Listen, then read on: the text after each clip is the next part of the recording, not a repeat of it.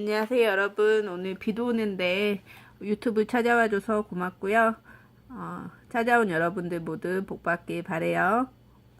오늘은 북한에 대해서 오늘부터 공부하도록 하겠습니다. 먼저 첫 번째 시간은 북한의 자연환경에 대해서 공부하도록 할게요. 그래서 자연환경 측면에서 북한의 기후, 지형, 지하자원 이 세 가지에 대해서 공부하도록 하겠습니다. 먼저 북한의 기후는 영교차가 큰 대륙성 기후예요. 즉 남한보다 영교차가 큰데 영교차가 뭐였죠?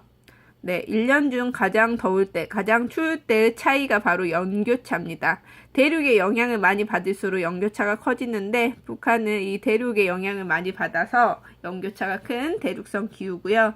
그 다음에 비가 많이 오는 곳, 비가 적게 오는 곳, 다우지, 소우지가 북한에도 있습니다. 한번 보도록 할게요. 이 개마고원 쪽 같은 경우에는 되게 우선 춥기도 엄청 추운데 특히 이 중강진이 우리나라에서 제일 춥다라고 보는데요. 우선 여기에서는 연 강수량을 한번 볼게요. 연 강수량은 지금 진할수록 적게 오고 좀 연해질수록 이 하늘색에 가까워질수록 연 강수량이 많은 건데, 그러면 이 그림만 보고도 다우지가 어딘지 소우지가 어딘지 대충 알 수가 있을 거예요. 그럼 보니까 여기가 북한에서 다우지 쪽에 해당되고 그 다음에 이쪽이 소우지에 해당됩니다. 그러면 왜 어떤 곳은 다우지, 어떤 곳은 소우지가 나타나는지 한번 볼게요. 여기 지금 다우지에 해당되는 곳 이쪽에 선생님이 하나의 선을 형광펜으로 그어놨어요. 보이나요? 노란색. 여기가 지금 선생님이 태백산맥을 표시하고 싶었는데 이 태백산맥을 왜 그렸냐? 여러분 혹시 펜 현상 기억나나요? 펜 현상이 뭐였죠? 이렇게 산이 있으면 바람이 불어와요.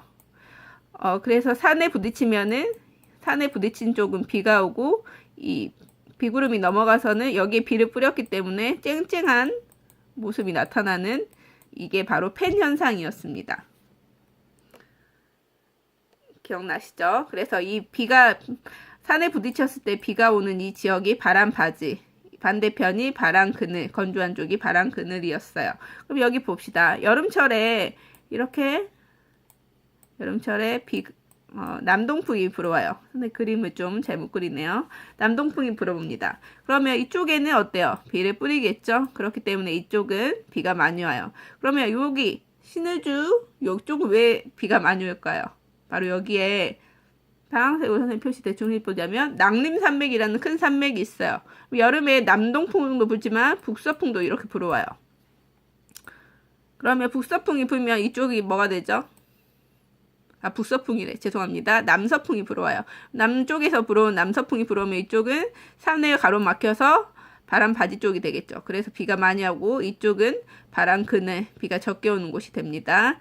그 다음에 여기 같은 경우에는 왜 그러면 비가 적게 올까요?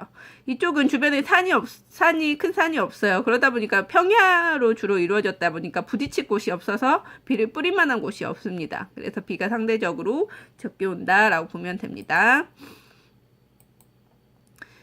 그리고 북한은 춥기 때문에 이 방과 방들이 여러 개 붙어있는 겹집 가옥 구조를 보이고, 그 다음 정죽강 기억나나요? 우리 1학기 때 했었는데 부엌이랑 방이 하나로 이어져 있는 정죽간이 나타나는 추운 곳이 있고요. 그 다음에 논농사에 비해서 밭농사가 주로 이루어집니다. 그리고 이제 기후 그래프 읽는 법을 알려줄 건데요. 교과서에 계속 나오니까 잘 알아두세요. 여기 지금 보면 이 막대 그래프가 있고 꺾은 선 그래프가 있어요. 빨간색에. 그러면 여기는 지금 1월, 2월, 3월, 12월까지를 나타내고 있어요. 아래쪽 표시를. 그럼 여기는 지금 이 막대 그래프는 1월에 바로 이 막대 그래프는 강수량을 나타내요. 그래서 1월에 강수량이 얼마, 2월에 얼마, 7월에 얼마, 12월에 얼마 이렇게 읽을 수가 있어요. 옆에 미리가 있으니까 충분히 읽을 수 있습니다. 여러분은. 그래서 보면 가장 그럼 비가 많이 오는 달은 언제일까요? 1, 2, 3, 4, 5, 6, 7. 7월에 비가 제일 많이 오네요. 몇 미리 오나 볼까요? 옆에 보니까 한 260mm 정도 오는 것 같아요. 그러면 가장 비가 적게 오는 달은 1월인 것 같네요. 1월에는 한 20mm도 안 오는 것 같네요. 이렇게 읽으면 돼요. 그러면 여기 기온 그래프라고 했죠? 그래서 여기에서 1월일 때의 기온 이렇게 2월일 때 3월, 12월일 때 기온 이렇게 쫙 연결시켜 놓은 겁니다. 그럼 가장 기온이 높을 때는 언제인 것 같아요? 7, 8월이 기온도 제일 높네요. 한 평양에서는 이때가 7, 8월에 한 23도 정도 되는 것 같고, 가장 기온이 낮을 때는 1월이네요. 역시 한 마이너스 5도 정도 되는 것 같습니다. 그다음 지형을 볼게요. 지형은 남한보다는 높은 산이나 높은 땅, 높고 평평한 땅들이 많아요. 고원이 많아요. 대표적인 곳은 여러분이 아는 백두산 기억나죠? 높은 산 2000m가 넘는. 그 다음에 개마고원이라고 있어요. 개마고원은 대표적인 용암대지인데 용암이 흘러서 평평해진 땅을 용암대지라고 합니다. 그 다음에 백두산 천지가 있어요. 천지는 대표적인 칼데라호인데 칼데라호가 뭔지 한번 기억을 해봅시다. 아래 선생님 그림으로 해놨는데 화산이 폭발합니다. 그러면 이제 뚜껑이 날아가죠? 이제 뚜껑이 날아가요. 근데 뚜껑이 날아갈 때 여기 마그마가 다 위쪽으로 분출하면서 아래 공간이 텅 비어버립니다. 그러면 위쪽이 어떻게 될까요? 푹 내려앉겠죠. 그러면서 이렇게 내려앉는 곳에 생긴 것을 이렇게 내려앉는 것을 칼데라라고 했고, 여기에 빗물 등이 고여서 생긴 게 칼데라 호수라고 했습니다. 대표적인 게 백두산 천지고요. 그래서 선생님이 어떻게 했죠? 1학기 때 기억하라고 한 게 우리 쌍꺼풀 수술하면 움푹 파인다. 그리고 움푹 파인다. 그런 게 바로 칼데라라고 했죠.